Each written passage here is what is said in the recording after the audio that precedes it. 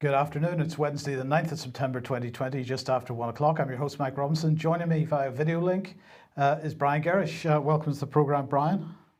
Yes, thank you. Perhaps we should just say to viewers that there's been a bad accident down in Plymouth, so I'm doing this from home. Absolutely. And Alex Thomson. Welcome, Alex.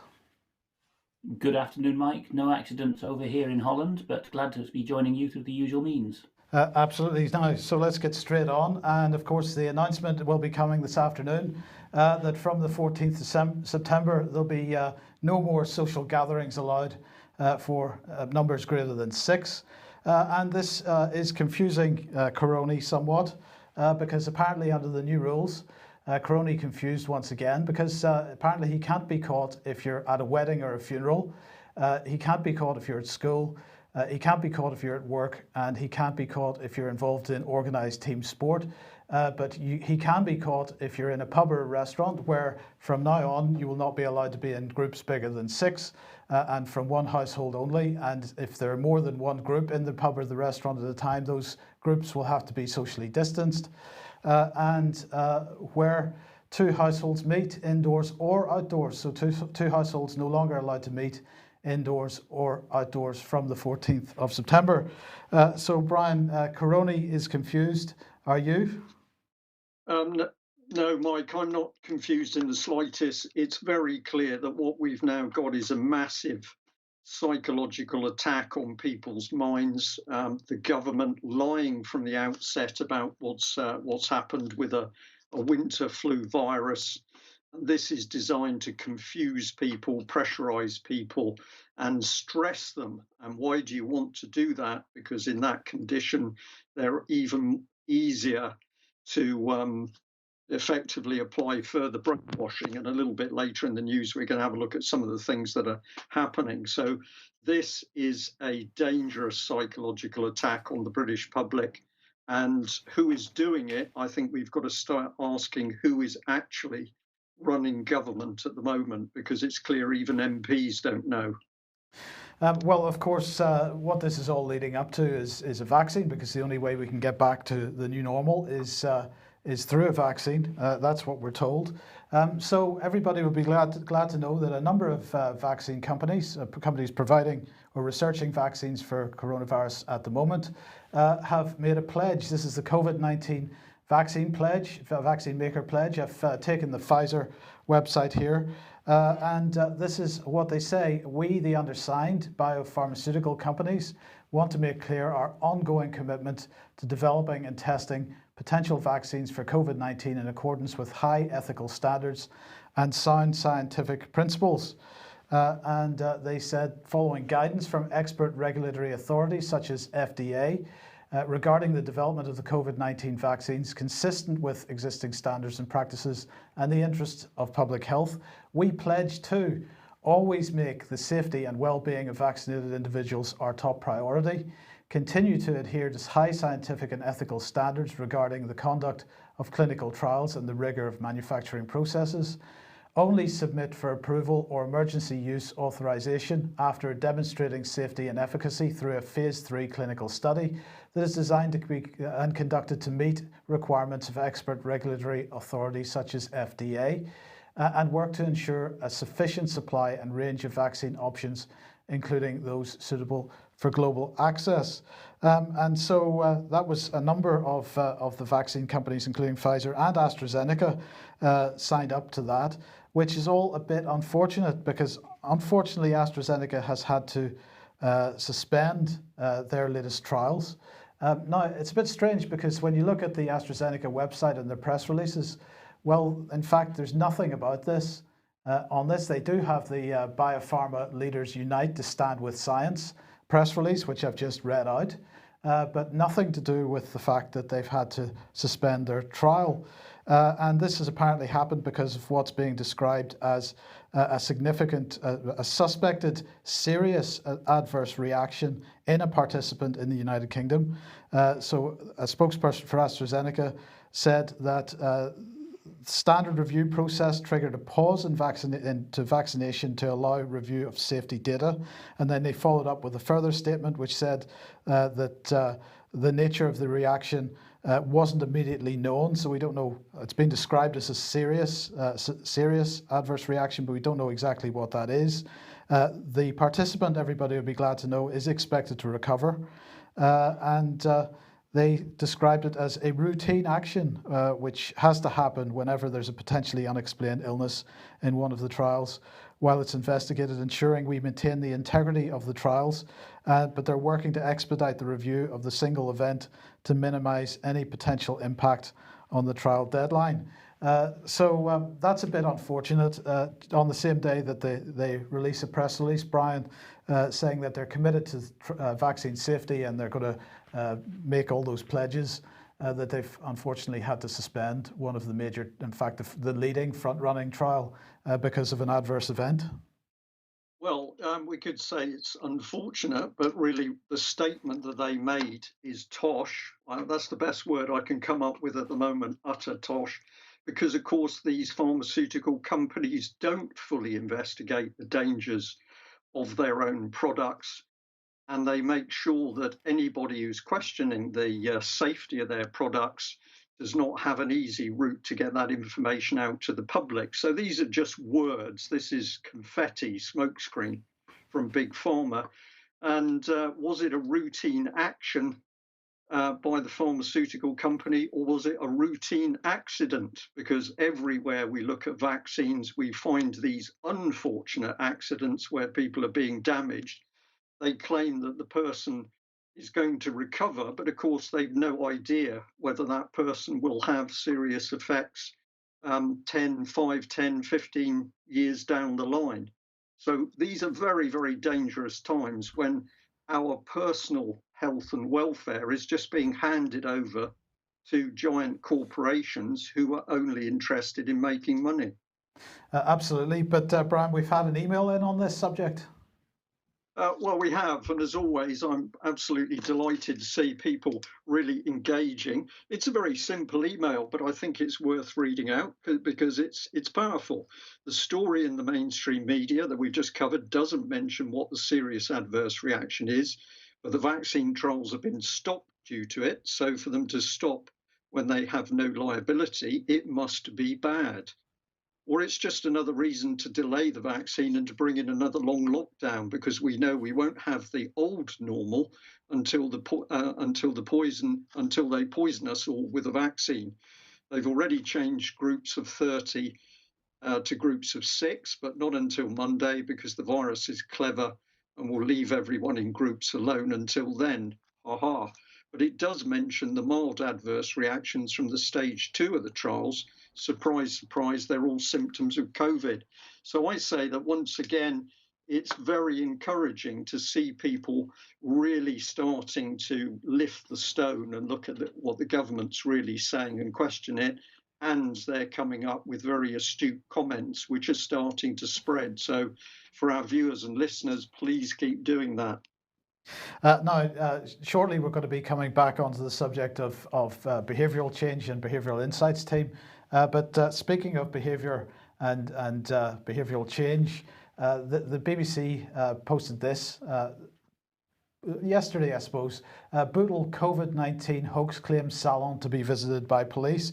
So what they're saying is here, a beauty salon that banned coronavirus talk and said COVID-19 does not exist is being investigated by police. Skincare salon in Bootle put posters in its windows and posted online stating masks weren't being worn by staff as you can't catch what doesn't exist.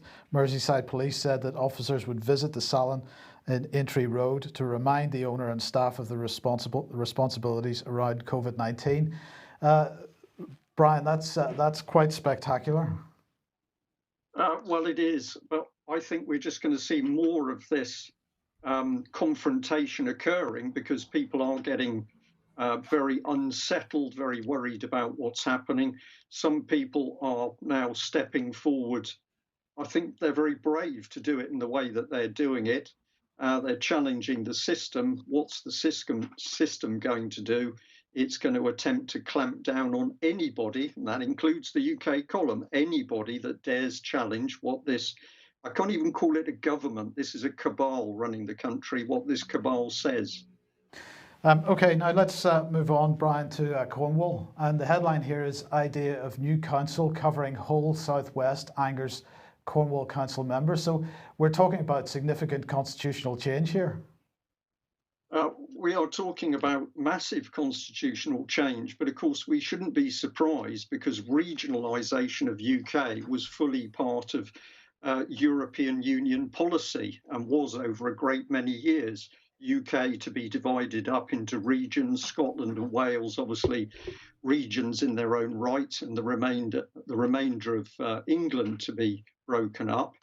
But we're supposed to have left the European Union, and yet here we are with a major article in the paper where the EU regionalisation process is being rammed forward. And of course, it's being done once again under this wonderful cover of COVID. Everybody's preoccupied with COVID, so they're not watching what's happening with this massive attack on our constitution. And I've got to say that I'm immensely cynical to see that local MP Gary Streeter is at the forefront of this. Interestingly enough, on the picture, he's hidden in the background, but he's there in the headline. And so Gary Streeter pushing ahead with this policy, and the word "we" crops up in the article. Well, who's making all these decisions? Because I don't know anybody locally, and I'm in Gary Streeter's constituency. I don't know anybody locally who wants to see this massive regional state. In fact, people want the opposite. They want more power back to local communities. So we've got to ask, why is EU policy being pushed through at this very confused time with COVID? Well, just before we come on to a bit more of that, let me bring Alex onto the programme. Alex, we'll come on to Brexit a little bit later, and of course this new legislation which is coming out today, is being published today, dealing with the internal market of the UK. So that's England, Scotland, Wales and Northern Ireland. And there are lots of concerns, or there's the reason for this new legislation, as we'll discuss later, is devolution is right at the front and centre of that, for the requirement for that legislation. At least this is what the government is saying. So, if we're talking about taking county councils and city councils and merging them into one Uber council, what happens to the southwest? Does it become effectively a mini nation state like Wales and Scotland at that point? I think it does, Mike. I think mini nation state is exactly the idea. Brian has in the past often pointed out the long-term interests of EU strategic planners, and before them the Second Reich and the Third Reich, in the southwest of England. This may seem a bit laughable to some, but both world wars were preceded or accompanied by German high command maps showing the splitting off of Cornwall or more of the southwestern peninsula of England. And in some versions, that part of the country was labelled England and the rest would be under direct German domination. It would be like a theme park of Arthurian England, basically, down there. It's actually got quite a trail to it, this agenda. As I say, Brian has mentioned in the past an organisation known by the acronym FUEN, the Federation of European Nations. And in German, that acronym is FUEV. The V there stands for Völkergruppen, people groups. But if you look before the Second World War, in the interwar period, that existed as the Congress of European Nationalities. I mean, it's too long to go into in a lunchtime format, but there has been a long-term thinking based particularly in Germany, that if you start with the southwest of England and appeal to its Celtic history in Cornwall and the Arthurian history in Devon, Somerset and Dorset, you can hive it off from the rest of England. And that's of particular strategic and naval interest, of course, that part of the country. Yes, we could go anyway with this, but if you think about the local government being smashed in various waves, 1974 under Heath, 1986 under Thatcher, and then again in circa 2007, wasn't it, across the UK in all the home nations under Blair. There's a seamless transition. It seems to have been a civil service and EU policy because it goes over the handover years of 1979 and 1997. The same policy keeps carrying on. We now end up with a situation where, as Wales has effectively become a jurisdiction of its own, de facto, not de jure, we now have lockdowns within Wales, Caerphilly being the one that we hear about overnight. So effectively, the only purpose of county councils from now on, we don't even have district councils, we have borough councils in most cases. The county councils are there to obey either the devolved authorities or Brussels directly. Any concept of British local democracy seems to have gone out the window at this stage. Absolutely. Okay, Brian, let's come back to you then. And we have a little bit of video to show. You were clearly browsing the YouTube or something like that and came across an advertisement. I was watching a video last night, and basically an automatic video advert popped up.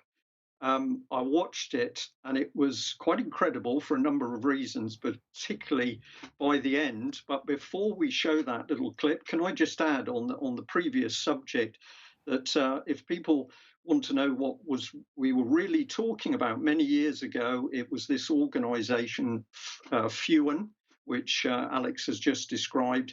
They were working very, very hard behind the scenes to help wind up Cornish nationalism. They were working with groups who were trying to promote the power of stannary towns again.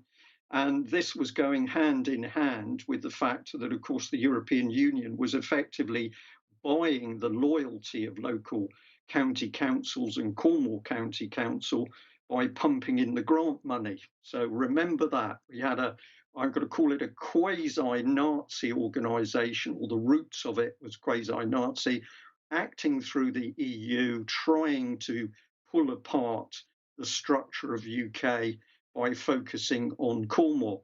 Now let's have a look at this video clip. And it was really entertaining because this is calling for people to get back shopping in Plymouth.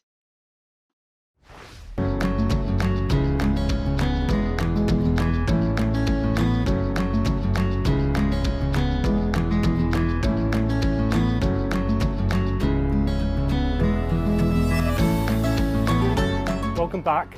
Welcome back. Welcome back. Welcome back.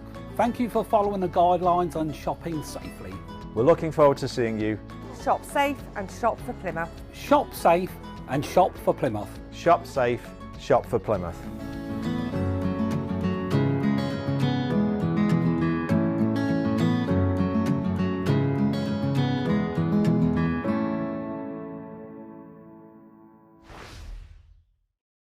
Well, there we have it. And just in case anybody couldn't actually hear what was going on, that was a little video advert. It starts in a very glowing way, but it's calling for people to come back and shop in Plymouth. And why do you want to do that? Well, because Plymouth has got really the best COVID arrangements in the country. If you come into Plymouth, that nasty little virus isn't going to get you because there's footprints on the pavements and social distancing and special protection. So worth coming to Plymouth just to experience the anti-COVID measures. But it was the sting right at the end of that video. And I'm not sure whether people will have caught it. So let's put it up on screen, because of course, what you see on screen is that this isn't really a Plymouth-based advertisement at all. It clearly says at the end that this is a video which has been produced by HM Government. If you press the magic button, thank you, Mike. We've got HM Government, but who else? Well, on the left, I was amazed to see that we've got EU regional development funds coming in. So we've left the EU, Brian. Well, if you press the button again, I asked that question on the slide. We're supposed to have left the European Union, but here we are in September 2020. And thank you very much, Plymouth City Council, because you must have approved this video. We're being told, no, we haven't left the European Union because Her Majesty's government, whoever that is working with the European Union in order to drive the COVID social distancing control agenda. This is very, very interesting because we know that we haven't left the European Union with respect to the military. That's very, very clear. Now we can see that the government is working hand in glove with the European Union to control us in a social sense. I don't know whether Alex would like to comment on that one, but I think this is in your face. I think the best I can do at this stage is for people to have a look at the organisation FUEN. And if you just start with the Wikipedia article for good or for ill, you will see, if you follow it through, that the founder was a gentleman who disappeared in the Soviet Far East shortly before the Second World War. The word in the Soviet Union was always that Stalin suspected him of being a German spy. And there have been French writers as well, notably Pierre Hillard, the surname is spelt like Hillard, who've written whole books about FUEV, as it is in the German acronym, and how Helmut Kohl built his career on German expansionism in the 70s and 80s by getting German ethnic minorities in all of the neighbouring countries to say, well, we have our loyalty to the state we're in, France, Italy, Poland, Czechoslovakia, but we're Germans first and foremost. And that strategy seems to be exported now, so that it's not, we're Cornish and English or British, but we're Cornish first, and we have a loyalty to the EU. This is very strongly the case in Northern Ireland and Scotland, where people are being told, well, your identity is you're first a Scot, second a European, or vice versa, and there's no space left for the United Kingdom. That's now got to the point where it can be pushed on the Celtic fringe of England's southwest upwards. Yes, Brian. So totally agree with that. And this is very insidious. It's divisive. It's calculated. This is calculated policy to break down a nation state, and the regionalisation, which we're now seeing pushed in the local paper, is of course EU policy. So we haven't left the EU. This was the UK column's constant warning that Brexit was without the exit, it was a lie, and now we're seeing the evidence for it. And I'm just going to add, if you want some good news, I sense panic that the cabal running this country are now really starting to panic. They've got to try and push their policies through because they know that time isn't on their side. Well, of course, at the heart of the breakup of Britain is the breakup of Britain's economy. Well, we know that for a number of months now, a lot of people, several million people, have been sitting on the furlough scheme, the government's furlough scheme, to keep them at least notionally employed through the worst of the so-called lockdown. Andy Haldane, who is the Bank of England's chief economist, was commenting on this today, and he's saying our job as policymakers is to assess how we can best cushion the necessary adjustment. And what's he talking about? Well, he's saying that the British economy has to adjust. He doesn't explain exactly how it's meant to adjust or what it's adjusting to, but he was speaking on the City AM podcast this morning, and he was suggesting very strongly that Rishi Sunak should not attempt to extend the furlough scheme in the same way that the Germans have extended the furlough scheme, because they have extended the furlough scheme for a year longer. So he went on to say this: we need to recognise we are undergoing a period of change, and there's need to help those people affected adjust quickly. So we're going through a period of change. Not sure how that happened, but we'll come on to that. Ever elongating the coronavirus job retention scheme would not allow the necessary process of adjustment to take place. So this is his position. And so the question then is, what is he talking about? And to get an answer to that, I think we need to go back to about a year ago, possibly a little less than a year ago. This report was produced by the Bank of England, Reducing UK Emissions, 2019 Progress Report to Parliament. This is from the Committee on Climate Change, I do apologise. And it says, it finds that the UK action to curb greenhouse gas emissions is lagging behind what is needed to meet legally binding emissions targets. Since June 2018, government has delivered only one of 25 critical policies needed to get emissions reductions back on track. The report recommends that net zero policy is embedded across all levels and departments of government. The government policies to reduce emissions to net zero are business friendly, but it also recommends that the public are fully engaged in the UK's net zero transition, and that the UK strongly leads international action to tackle climate change. And one of the things that this report said at the time was that if there isn't some kind of significant change in the UK public's behaviour, that there was no possibility of the government meeting its climate change objectives.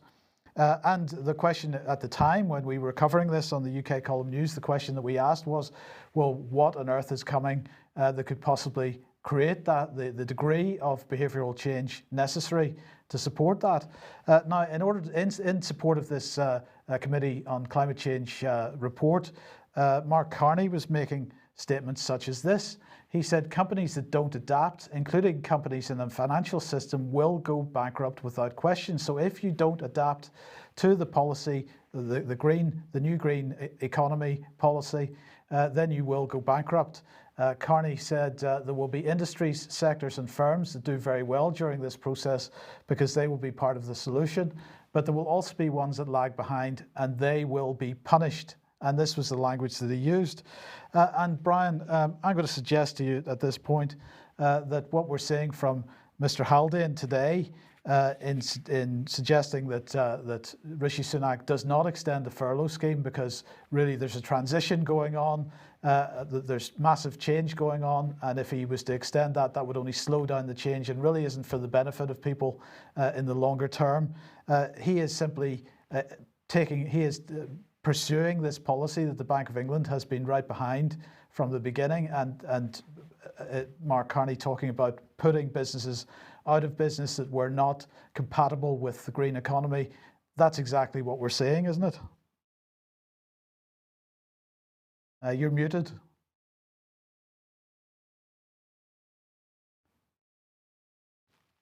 Should be back online. Sorry about that. There's no question of this.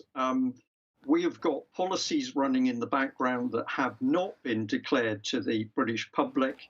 We've just discussed how UK is to be broken up into regions as part of EU policy. That's all going ahead. We've got the government drive for climate change, never really discussed with the British public, it's just been forced into existence. And as part of dealing with the climate change they say is happening, they want to get rid of small businesses. So when Mark Carney's talking about them being punished, well, he doesn't really mean punished because they're not going to exist. They're going to be simply cut out. The only people who are going to be able to exist are the big pharmaceutical companies and the big global companies. That's who they want. And as always happens with the UK Column News, we don't plan it on a day-to-day basis. We get it put together at very short notice. But a little bit later, I'm going to be talking about the use of the Behavioural Insights team in order to nudge students into adhering with this climate change policy. So every direction we go, we see them driving for people to support the actions they say are needed to combat climate change. And this is another great lie. And under the guise of Corona. And well, Corona is the dynamic which has been unleashed in order to get these changes. They knew that people, if they just came up and the average politician said, oh, I think we need to get rid of small businesses, of course, people would have told them where to go. So they've created this massive dynamic to disrupt the whole flow of the nation's business in order to get their very, very dangerous and calculated policies through. Yes. Okay. Now, on Monday, Brian, we were talking about Piers Corbin and the Sheffield lockdown protest. There was a gentleman, Rob, I believe was his name, was injured at that and required some pretty significant medical intervention following that injury.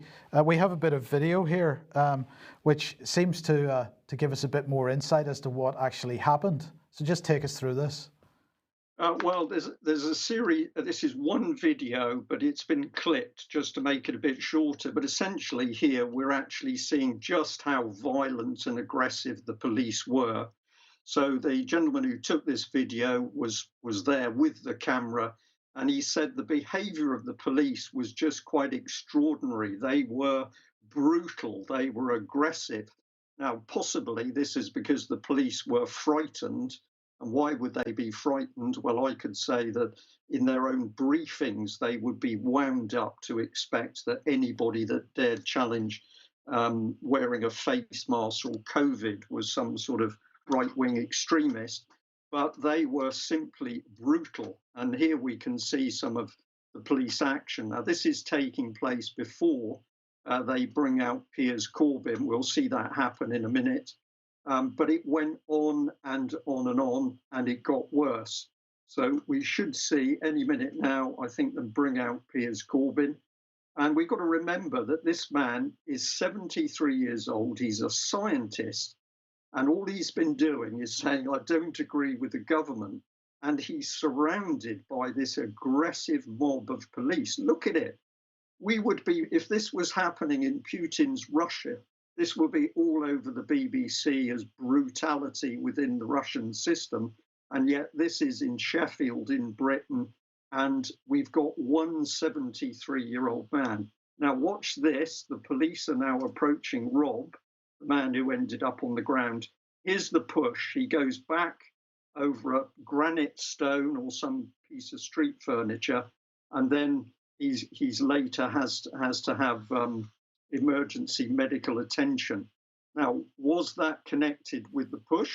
We can't say, but it does seem remarkable that the police push him to the ground. He sat on that great lump of stone for some time recovering before, or appearing to recover, before he then fell onto the ground. And I think we've got to really ask, was that push responsible for a man so ultimately so badly hurt that he needed resuscitation in order to recover? And I've got to say, whose fault is it? Well, it's the fault of the police. There's no question of it, because their behaviour was brutal. It was unacceptable on the day. Brian, a number of years ago, there was a protest outside a court in Liverpool over council tax with Roger Hayes. And in the fracas that took place inside the courtroom, a couple of police found themselves being pushed or nudged. And actually, a couple of people went to prison for that. What are the chances, do you think, that there'll be any serious repercussions for the people that pushed Rob in that way? Well, I think the answer to that is very easy, Mike. We're seeing across the country, people are dying in police captivity, but people in police cells are dying, and you always know what the result will be, that the police were not at fault, nothing to see, go away. So if we're now at the stage where people are being killed inside prison, police prison facilities, where the police have a duty of care to those people, they're not going to do anything to something that takes place on the street. And I'm going to add to that, I don't directly blame the Bobby on the beat for this sort of thing, because the police are going through some of the most horrific reframing courses where they are being made aggressive. There's no question this is happening, because we've got partners and spouses of police officers telling them that their police partners changed in personality as a result of training courses they went on. So this is back to applied behavioural psychology in order to make Britain's police aggressive, and we're now paying the price. Yes, and so who gave us that video clip then? Well, a gentleman called, I'm just going to call him Dylan M. He has given us his full name, but he's been there very close to the action on the streets in Sheffield, and he was so disgusted by what he captured on one of his videos that he sent it through to us, and that's the bit of video footage that we've just shown. And I'll also add, with a smile, he was also the gentleman that managed to film those two police horses that refused to go across the rainbow LGBT crossing. So thank you very much, Dylan, for sending us that footage. Okay, now just a quick reminder, if you'd like to support what the UK Column does, then please head over to ukcolumn.org/community, and there are options to help us out there, and that would be much needed and much appreciated. And Brian, just a quick update on David Knox and Lynn Thire. Yes, well, it's not good news, but maybe there's a little bit of a glimmer, bit of light at the end of the tunnel. We understand that if suitable accommodation can be found, there is a possibility that David Knox could be released on bail, so he would at least be able to get out of prison and be in comfortable accommodation while he waits trial. There's no guarantee that if accommodation is there, he will be released. But as I believe his legal team have said, if accommodation for him is available, then at least he's got a chance of being released to that accommodation. And I believe the same applies to Lynn Thire. So we know that there's been a couple of generous offers made by people living in France, just to make sure everybody understands this is accommodation in France. It can't be out of France itself. But we understand that there have been some offers made. Those are being followed through, and we will have to wait and see whether they are suitable, and indeed whether the French authorities are prepared to release either of them to bail at those addresses. Both David and Lynn very much suffering at the moment. It's clear that their letters are being withheld for very long, or delayed rather, for very long periods.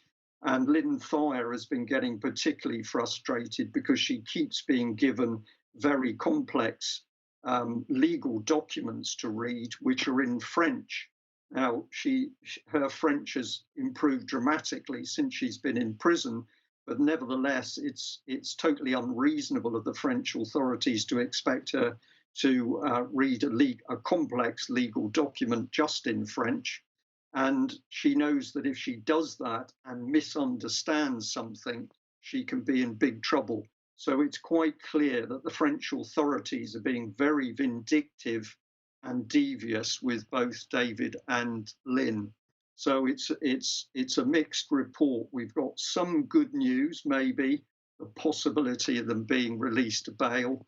But on the other hand, the French authorities are being very, very calculated and really quite nasty with them. And I'll just add, because Ian Crane was in the picture, for those of you who've been asking about Ian Crane, Ian is still at home. He's still undergoing alternative therapy to help him with his condition. We've spoken to him quite recently. Mentally, he's all there and still very much fighting, but he has to deal with the physical aspects of his condition on a day-to-day basis. So 3 really good people in that little image, all having a very tough time in their own way. And isn't it remarkable, just to come back on the subject, that people standing up to help others with medical conditions end up in brutal conditions in a French jail, extradited, when this government said, well, no, we're not going to play games with the European Union. We're going to come out of that system. What did the British government do? They sent David and Lynn Thire to a terrible French prison, having said we were not going to adhere to EU legal practices. Absolutely right. Okay, let's move on then to Alexis Navalny. Now, of course, he was recently. He's still in a Berlin hospital. Recently, the Berlin authorities said that, in fact, he had been poisoned with Novichok. And what's interesting is that there's been a statement has been released today by the G7. Now, why is that interesting? Well, of course, we highlighted the last time we spoke about this, Theresa May's announcement back in 2018 in June or July at the G7 at that time, that day the G7 leaders had agreed to establish a new rapid response mechanism. And what this is an agreement between the G7 that whenever there is an incident such as the Navalny incident, that a narrative will be constructed between all the members of the G7. They'll agree that narrative, a common narrative, and that's the narrative that will be pushed from that point forward. So they have decided what their narrative is over Navalny, and this is what they're saying. We, the G7 foreign ministers of Canada, France, Germany, Italy, Japan, and the United Kingdom, and the United States of America, and the High Representative of the European Union, are united in condemning in the strongest possible terms the confirmed poisoning of Alexei Navalny. Germany has briefed G7 partners on the fact that clinical and toxicological findings by German medical experts and a specialized laboratory of the German armed forces have determined that Mr. Navalny is the victim of an attack with a chemical nerve agent of the Novichok group, a substance developed by Russia. We, the G7 foreign ministers, call on Russia to urgently and fully establish transparency on who is responsible for this abhorrent poisoning attack, and bearing in mind Russia's commitments under the Chemical Weapons Convention to bring the perpetrators to justice, we call on Russia to fulfill its commitments under the International Covenant. I'm sorry, I didn't even have that on screen. On the International Covenant on Civil and Political Rights, to guarantee these rights, including the right to freedom of expression, to its citizens. So, aside from not having that on screen, Alex, let me ask you, what are your thoughts on this situation that we have now, where the G7 nations decide on a narrative, they push that narrative, that is the common narrative that everybody is going to receive via the respective national mainstream media channels? Where does that leave us when nobody can disagree with anybody else on the circumstances of an international event? It gives the lie to the G7's new phrase of the rules-based international order, Mike, or not the G7 specifically, but the same countries keep banging on about a rules-based international order. Rules has got to have a basis, hasn't it, in truth or logic or law, or preferably all of these. Yet narrative belongs to another layer completely of language, the layer of rhetoric, which is how I wish to present what I have decided. So there's no room for law, science, truth, or logic when you get to narrative. It is how you spin. As for the patent error in that G7 document, Novichok is not a chemical, it is a group of chemicals. We are told it has this name, Novichok, but there's no solid information that it ever had that name at the time of being developed. And crucially, Parche, that G7 foreign minister's statement, it was not developed by Russia. Russia was not a state at the time. It was developed by the Union of Soviet Socialist Republics, has since been replicated by the United States' own admission in the United States. And we know of stocks having gone to several other countries. And for all his faults, Craig Murray has documented this on his blog at quite some length and with some authority, because he visited the old laboratories that weren't even in Russia, but another republic of the USSR, Uzbekistan, where he was, for a time, Britain's ambassador. Those facilities were wound up and dismantled by the United States. It's patently lying to say that Novichok, as a chemical, which it isn't, was developed by Russia, which it wasn't. And as for the unity of the G7, I think we're on pretty flimsy ground here. Italy's come a little more back into the Western stable with Mr. Salvini's fall from grace. But Japan is going in a pro-Russian direction strategically and militarily, not least to contain China. So I wouldn't be surprised with the change of government that Japan is now going through if Japan were to say we will bow out of the next round of G7 blame sharing.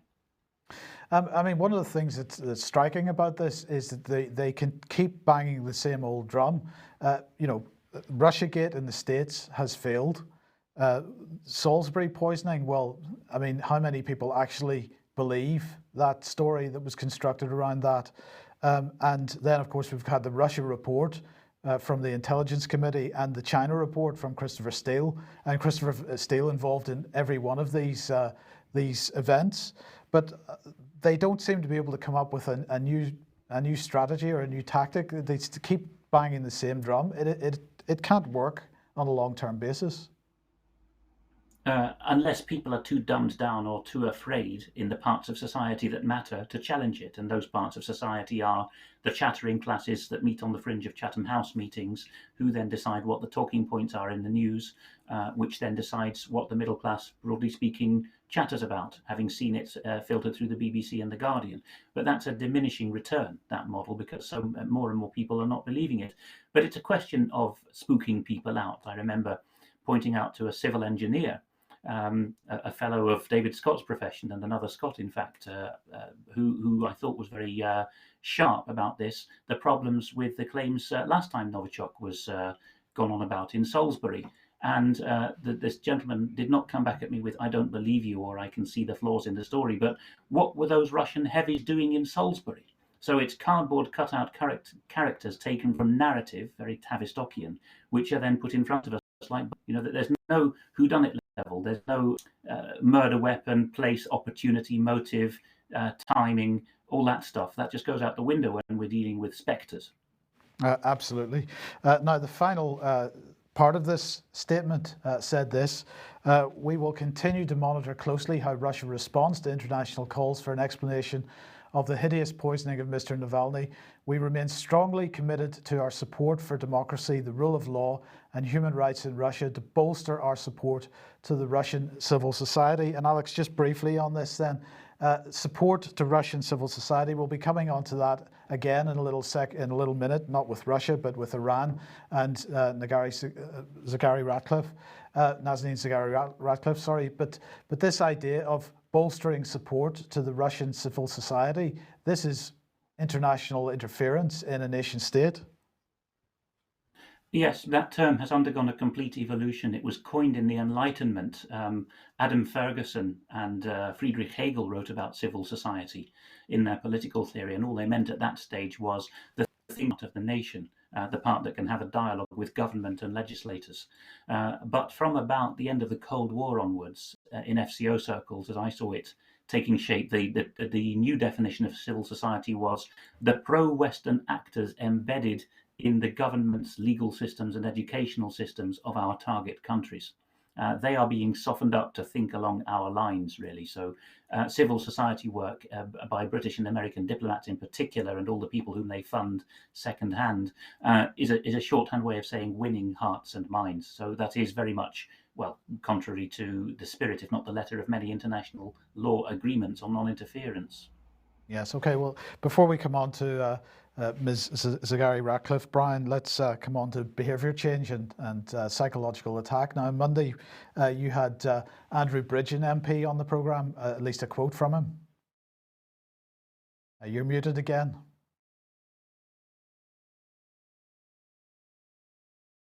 Many apologies for that. Just being very careful with the sound from this end. Yes, we covered him because he was reported, it was in the Daily Mail, if I remember correctly, and he was pointing out that brainwashing, as he called it, was being used on civil servants, and some 33,000 civil servants had gone through essentially diversity training, which might explain why they've got such huge support for Black Lives Matter. But Andrew Bridgen MP was quite rightly calling this out as brainwashing and saying it was dangerous. Now, I covered it.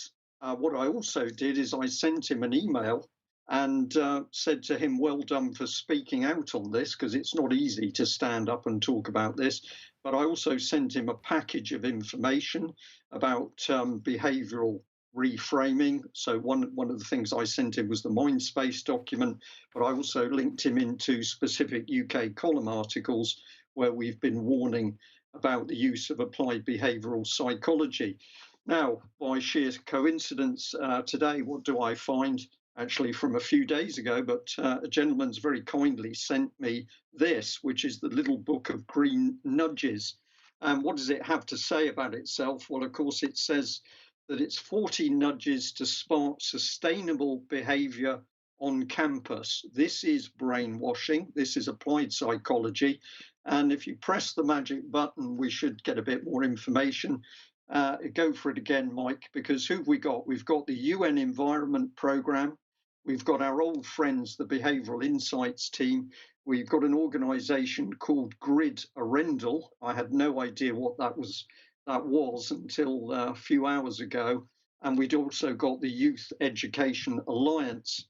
So if we go on to the next slide, we can read about the grid. If you press the button, we can expand that text a bit. And what have we got? A Grid Arendal is a non-profit environmental communications centre based in Norway. We transform environmental data into innovative science-based information products and provide capacity building services with the aim of strengthening management capacity and motivating decision makers to make positive change. We collaborate with the UN Environment Programme and other partners around the world. Well, that's quite a statement for a company that's sticking its nose into student education, because that's what they're doing. But let's have a look at their partners. Well, in fact, there are so many that it's impossible to see. So I've put a tag in there. There are too many partners around too many places of the world to actually read who they are. And I'll encourage any of our viewers or listeners who's got a bit of capacity to get on and look at this organisation, and perhaps you could help us out with who they are. Have a look at this next one, because this is the Youth and Education Alliance. And what do we find? Well, we find that this is itself the UN Environment Programme. So we've got the UN working with this global organisation based in Norway that's telling us it's going to transform our lives, it's going to change us. Who are they? Are they accountable? To whom are they accountable? We don't know. But what we do know is this is being driven through the UN. And if we move on to the next bit, just to be absolutely clear, who's driving this? Well, if we look at acknowledgements, we see that Jessica Barker and Tony Park of the Behavioural Insights team were actually the author of this UN document. So now we haven't just got some little organisation working next to the British Cabinet Office, we've got an organisation working hand in glove with the Cabinet Office and the United Nations. Maybe just before I start to look at people involved, Alex, it's becoming very, very clear that we no longer have a government in the traditional sense. We have got a cabal that's working hand in glove with very powerful global organizations, be it the UN or others, George Soros Open Society, for example, but they're driving an agenda which is simply not discussed for the British people in Westminster. They are certainly at the level of the top of the civil service, Brian. They're some of the very few people around who get to write their own remits and their own terms of reference, because of course the Civil Service Code is written by the Civil Service. The Code of Ministerial Responsibility, which has been in the news again because of international law issues regarding Brexit, that too is written by the Civil Service. So they're writing effectively their own sheet of rules. And so you can't really call it a rule of law. It is going by, you don't know what a small group of people wish to do, to steer the organisation. I particularly latched on to that word science-based, that adjective in the middle of what you read out in Grid Arendal's self-description of what it does. Science-based is a word which has cropped up to my mind for the first time in 2020 in any meaningful sense, and seems to mean pseudo-scientific, but with a positive slant. You know, science-y as an adjective would be another way of saying it. You know, enough science in there to frighten people into submission. Yes, so we haven't got genuine policies being debated in Westminster, and then those are enacted for the benefit of the British people. We've got these agendas which are being put forward. You've described it as a narrative where people are being steered, deceived, nudged into what this cabal wants us to do. Now have a look at how they describe the techniques themselves. Mike, if you bring the next one up, we can have a look here, because they talk about the science really that you've mentioned, Alex. Behavioural science shows that a simple nudge towards everyday greener decisions, here we are into your field that you mentioned earlier, Mike, because everything's to do with this massive environmental change, towards everyday greener decisions is a powerful spur to environmental action for students and other campus community members. Techniques such as gentle persuasion, changing the framing of choices, resetting default options, or harnessing social influence can all lead towards sustainable conduct and an eco-friendly campus. So these people are saying, don't think for yourselves. We are going to gently reframe, nudge you to do the things that we want. This is immensely dangerous. If we go to the next one, we can see where this goes in a deeper sense. So let's have a look at what it's got to say here. I might need a bit of help reading. No, It says nudging is... Okay. I can just about do it. Sorry, age is cropping up here. Have to put some thick glasses on. Nudging is based on an understanding of the psychology of decision making. Our brains have limited access to make sense of a world that's complex and uncertain, which means that we use shortcuts that make our behavior Sorry, you'll have to give me a bit of help with this. Okay, actually. it says, which means that we use mental shortcuts that make our behavior highly context dependent. For example, do what everyone else is doing or take the easiest option. Also, a lot of our behavior is automatic as we follow ingrained routines or act on autopilot. Right, so they're setting the scene there, but if we go to the next paragraph, we see the danger really coming out. I think, can I manage this one? No, I'll I'll give read a it, go. Brian. So, Well, so it says, ahead. with knowledge of these cognitive processes, we can make changes to the options people have, brackets the choice environment, in order to encourage certain choices, or we can explicitly design choices to harness or overcome common cognitive biases. Right. So look at the language here, because this is straight into, if effectively, back into Black Lives Matter, where people are being told you can't make decisions about race, for example, because you've got all these biases. But don't worry, we can fix your biases. And they are boasting here, in line with the Mindspace document, that we can make changes to the way people are behaving and thinking. So what do we actually know about the moral values of Inga Anderson, the executive director of the UN educational team, or David Halpern, the behavioral insights team? We know nothing about these people, and yet they're getting into the minds of our young university students in order to put their values across. I'm going to give lots of credit to Andrew Bridgen for challenging this stuff. And I'm going to say I sent him that email. I'd encourage as many other of our viewers and listeners to do the same, because we need to stop this very, very dangerous brainwashing of the British public. Okay, well, let's move on now to Nazanin Zagari Radcliff. Now, of course, she's in prison, has been for the last few years in Iran, but she's now facing new charges. Now, the charges have not been made public, so it's not clear what those will be. The Foreign Office is calling the new charges indefensible and unacceptable. And of course, she's in prison for attempting. The Iranians have decided for attempting to undermine the Iranian state. Now, at the time, she was working for Thomson Reuters Foundation, and Monica Vila, who is the chief operating officer at Thomson Reuters Foundation, said these charges, this is the charges a few years ago, these charges are linked to her work at BBC Media Action and at the Thomson Reuters Foundation. This is a complete invention, as the Thomson Reuters Foundation doesn't work in Iran and has no program or dealings with Iran. Now, that was the position of the Thomson Reuters Foundation at the time, after she was found guilty. Well, the unfortunate thing was that Boris Johnson, who was Foreign Secretary at the time, made a statement in the House of Commons at a select committee saying that when we look at what Nazanin Zagari Radcliff was doing, she was simply teaching people journalism, as I understand it, at the very limit. So that's what he said at the time. He was heavily criticised for making this statement at the time, because it basically blew any chance that she had of release from prison. And in fact, Monique Vila from the Thomson Reuters Foundation tweeted out that Boris Johnson must correct that statement. Whatever is at stake, she said, should be paid attention by the UK government. Well, of course, Thomson Reuters Foundation, what is that all about? Well, it's very similar to BBC Media Action.